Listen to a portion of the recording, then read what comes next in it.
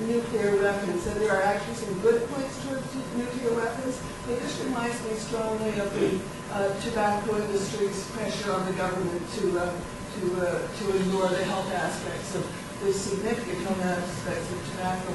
Can you talk about what we can do about this government stance that is confusing advocacy with primary prevention?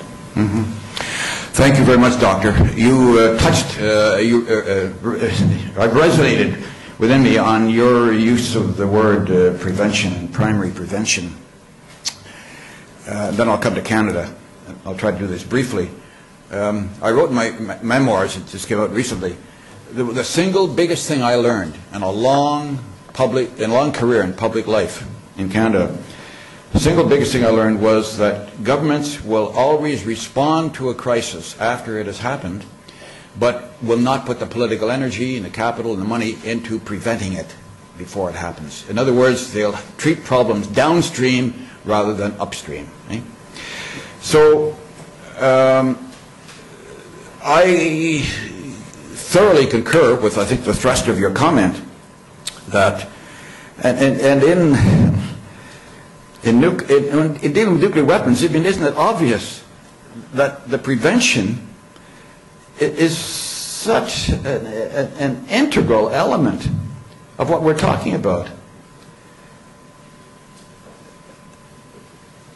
When the landmines treaty was being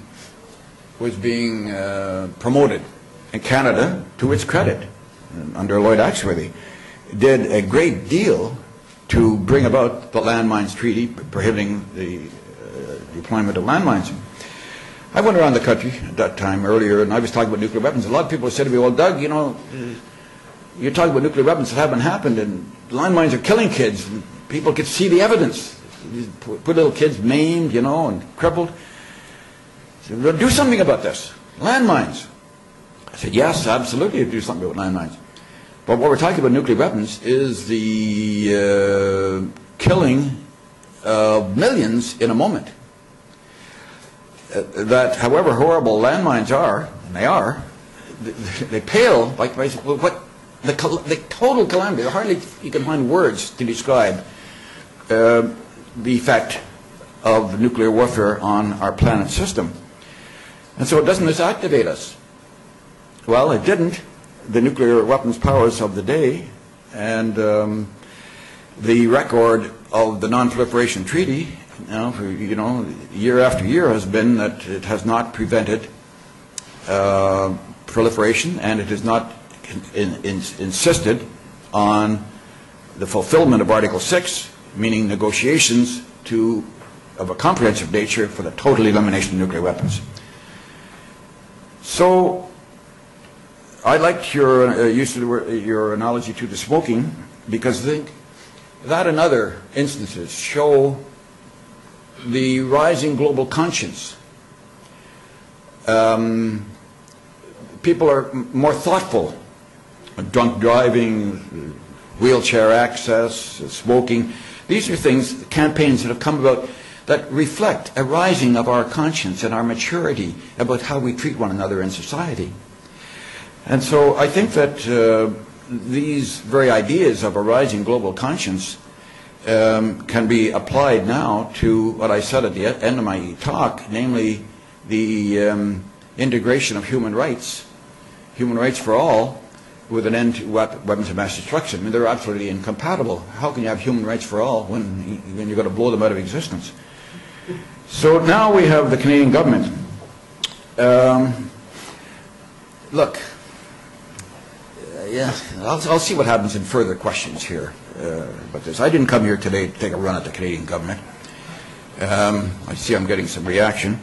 I didn't come here today to take a run at the Canadian government because I think all governments and all political parties have been deficient in one way or another. But what I would say, turn it around, make it positive. At this very moment, with the Obama moment, which I spent a lot of time this morning emphasizing, this is the moment for Canada and the Canadian government to recognize its responsibilities and its opportunity to stand up on the world stage for the things that Canadians believe in. Thank you. I'm sorry.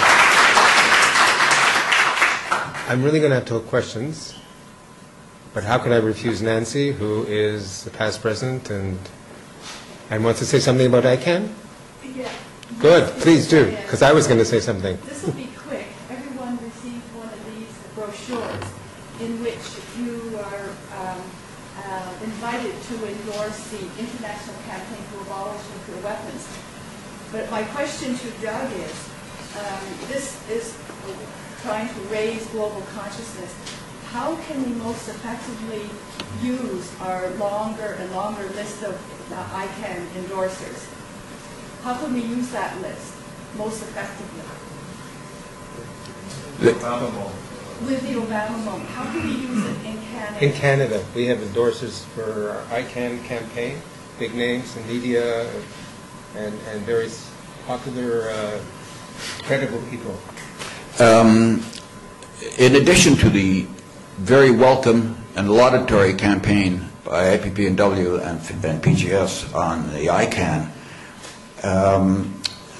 you're being conjoined by other groupings, the Global Zero movement, with former militarists and politicians and everything are now saying exactly the same thing.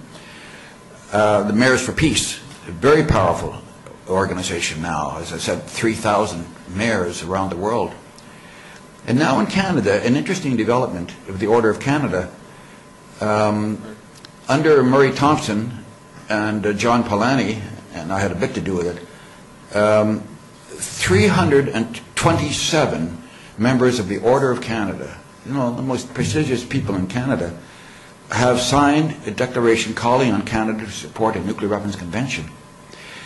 And it's been a little bit publicity about it in the Embassy magazine, but not very much. But there's going to be a couple of major events in Ottawa and Toronto and perhaps Vancouver in coming weeks that will tie in this project of Canadians signaling to the Canadian government that we want the Canadian government to actively support and work for a nuclear weapons convention. So I would say that this is the moment for the ICANN to connect to these other organizations so that the multiplicity of the common effort will strengthen its impact. I'd like to see that happen. It's a perfect intro to the fact that PGS is actively supporting financially this initiative for the Order of Canada signatories. And of course, the Nuclear Weapons Convention is the backbone of our organization, both locally and internationally. The Nuclear Weapons Convention that Douglas Roche mentions as a model towards working towards zero nuclear weapons in the world. And it can happen, and as our poster says, the time is now. I have to cut the questions because we have lots of other speakers, but I have a very important announcement to make. I just have to get into position for this. Would you kindly?